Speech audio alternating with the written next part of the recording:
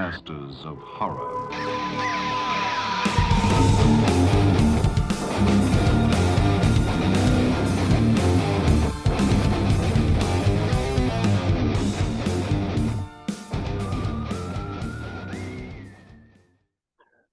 Welcome to the Scariest Things Podcast, your gateway to the trends and tropes of the horror genre. It is spooky time, episode 9. Number 9. Number nine. Number 9. Number 9. And for those of you who are under the age of 50, that's the Beatles. Hey, the what again? And the trio today, I'm your host, Eric Lee, and with me from DC is Robert Zillbauer. And across town, Mike Campbell. And Liz is on task today, checking out Scream 6. Did you task on the ground? Did you actually task her? Did you say, Liz, go watch Scream 6? Because you owe us a Scream 6 review. Mm-hmm. No, Liz did this voluntarily. This is all her own fault. Yeah, but I think for those of us who saw Scream 5, none of us were impressed. Although I think Liz was the least impressed of the three of us. Right. You gave it a 2.5. I gave it a 2.5. Liz gave it a 2. I could easily probably ratchet down to a 2. Yeah. I mean, all things considered, last year, thoroughly unimpressive.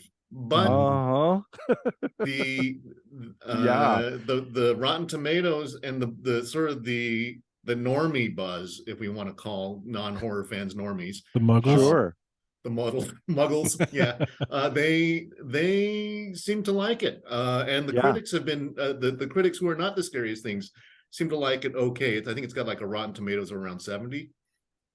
Scary. The number 6. Number six, yeah, the one not that number Liz 5. Number 5. Number 5 was in the 50s, I think. Okay. So, which puts it at 2.5, which is where I got it.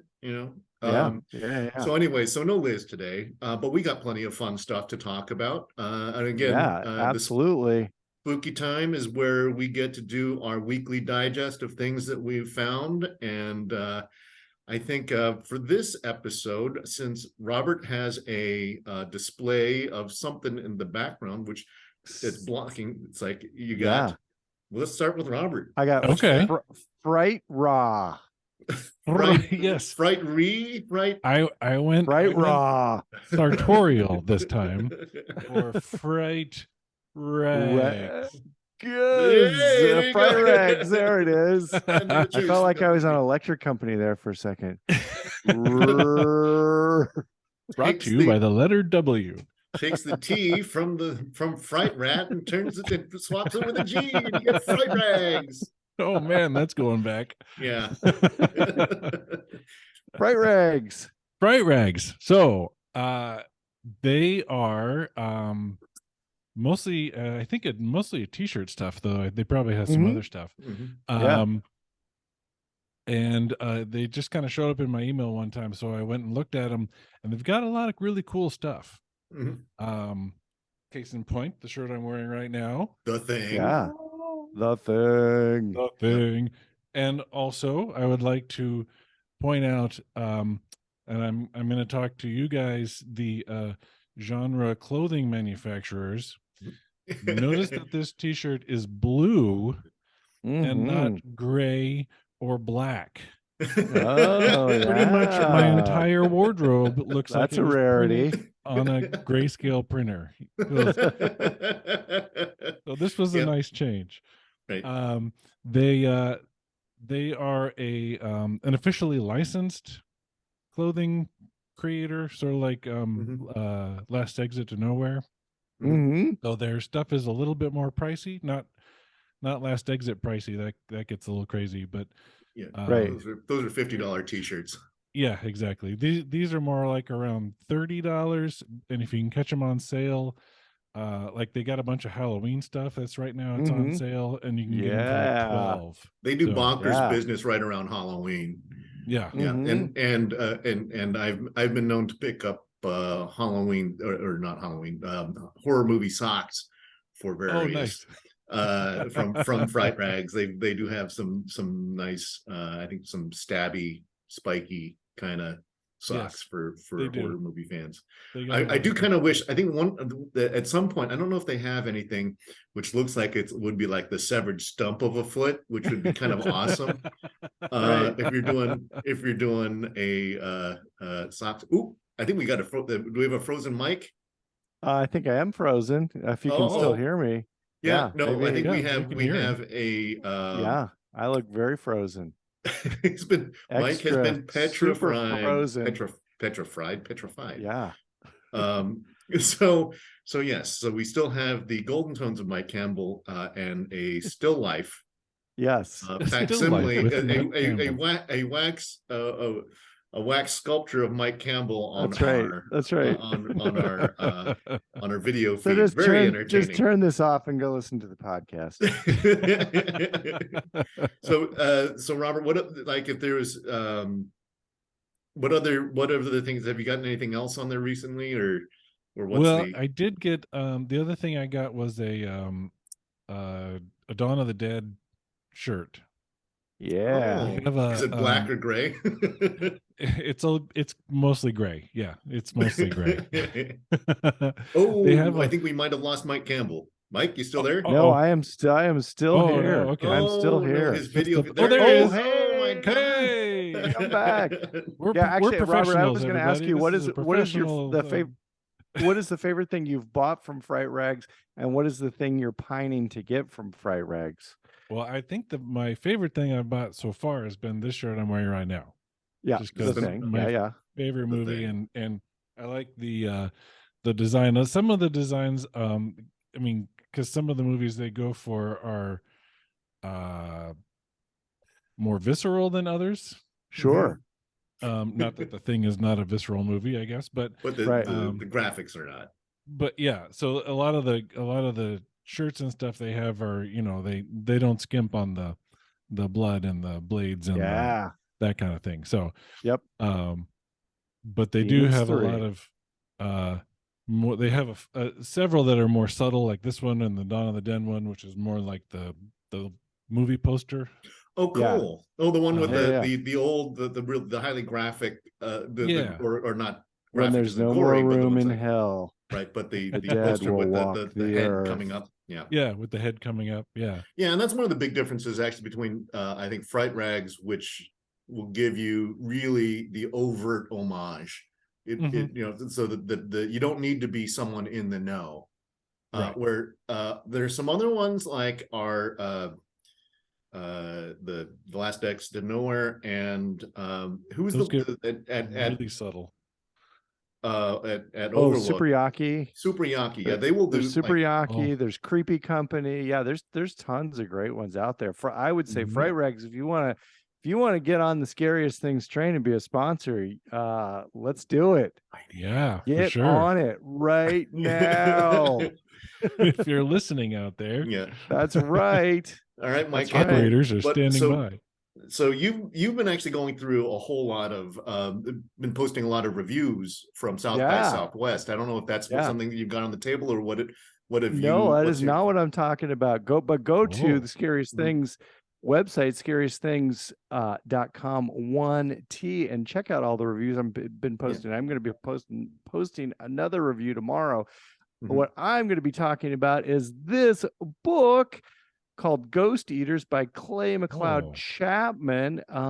He is really kind of at the epicenter of the horror literature community right now.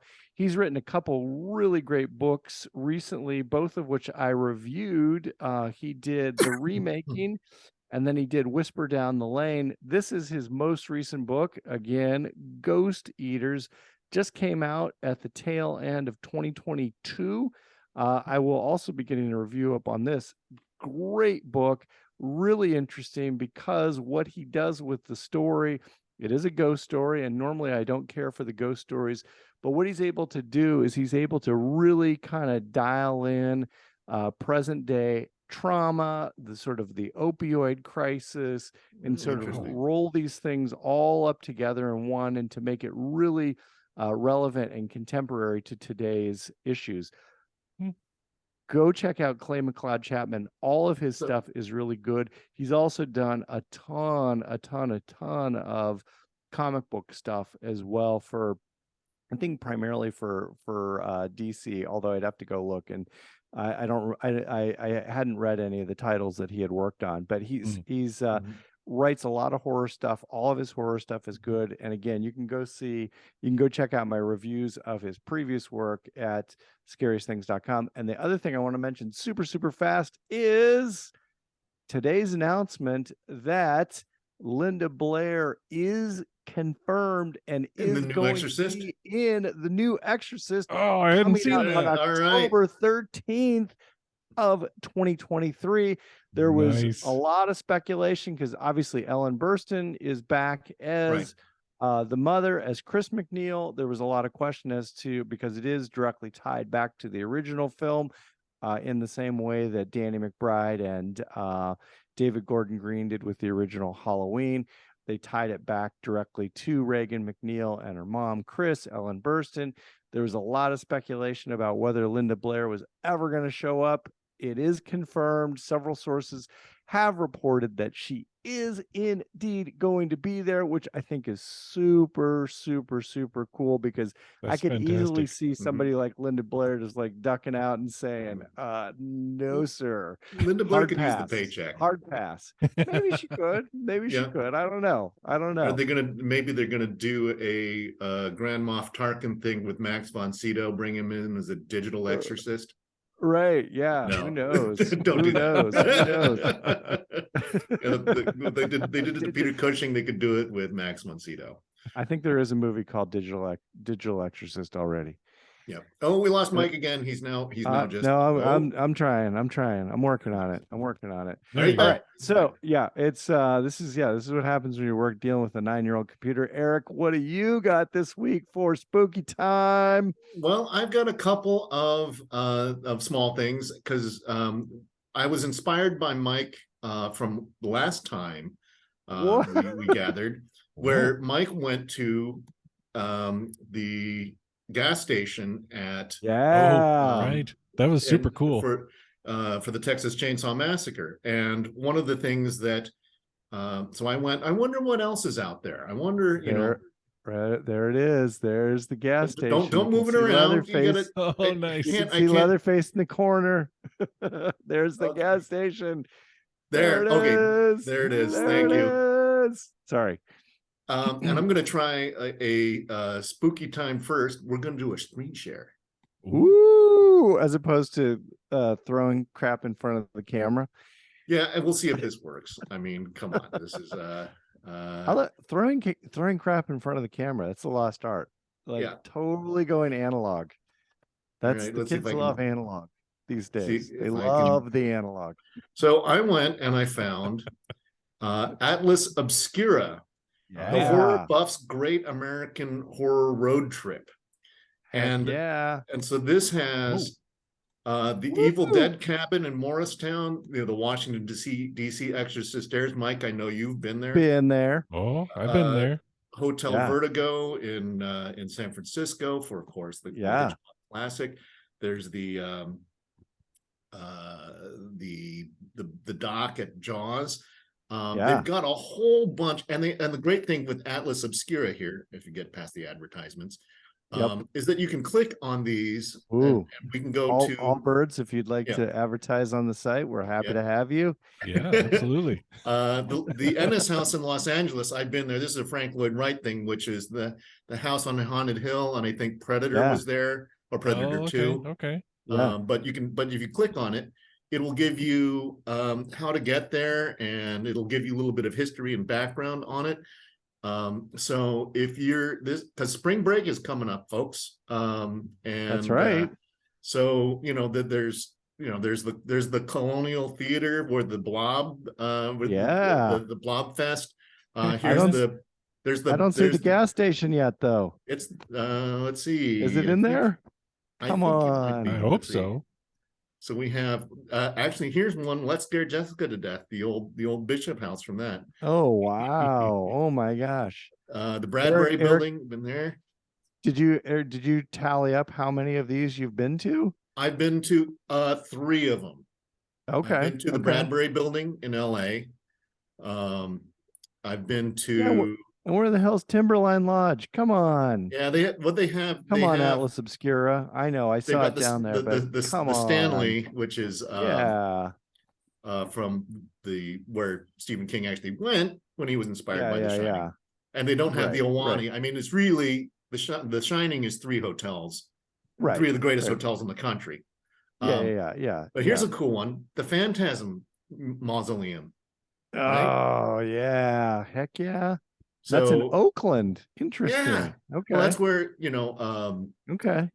I didn't see the Poltergeist house either. They have, these are ones that are actually that you can go to. Well, there's the Thompson house for Nightmare on Elm Street, and you saw that they had the camp from Camp Crystal Lake, right? Yeah. So if you're wanting to do what Mike just did, go to Atlas Obscura, check these things out, and it's like the Evil Dead cabin. My God, the fact that it's still up is remarkable.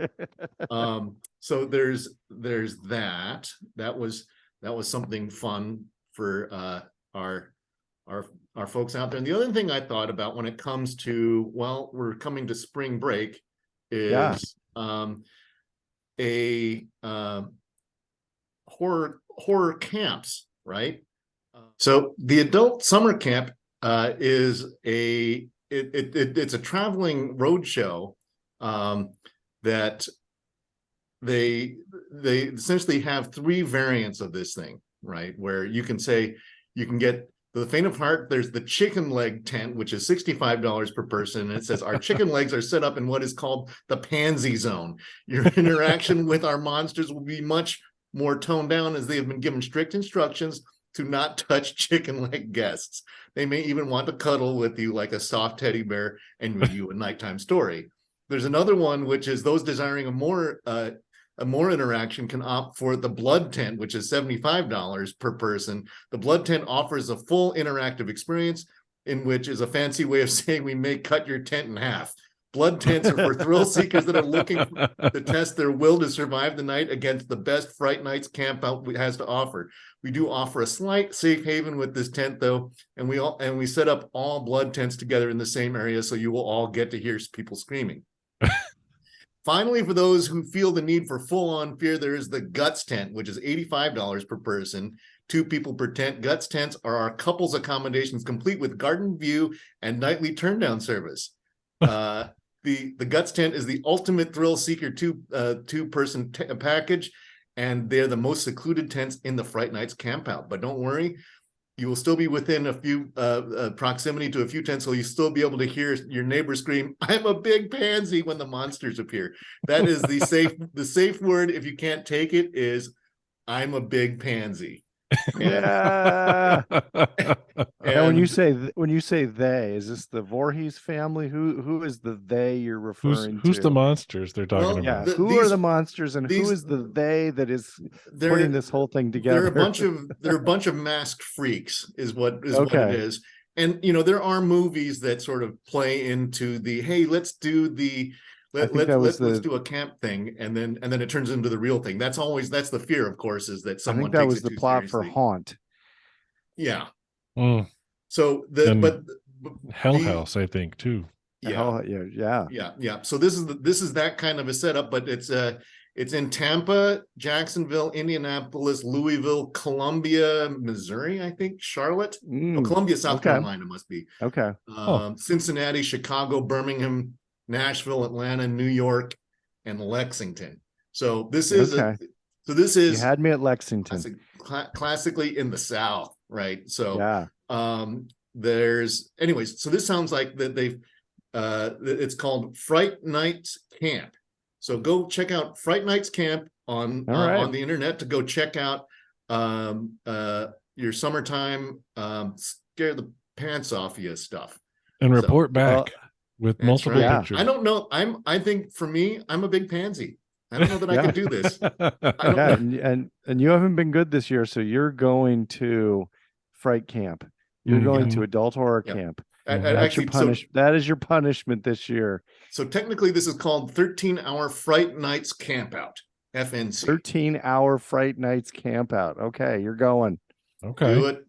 Eric's going. Actually, I'm not going. This is in Eric's Robert's going. neighborhood, Robert. So you and Christy can go out camping and Lexington, yeah, Kentucky. that would go over well.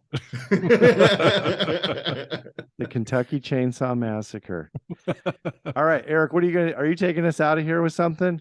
Who's got something to take us out of here? Is that it? We're done. Spooky time over. That's right. Spooky time is cuddle up with your sweetheart at a Fright Night camp and then be ready to scream, "I'm a big pansy." The Masters of Horror.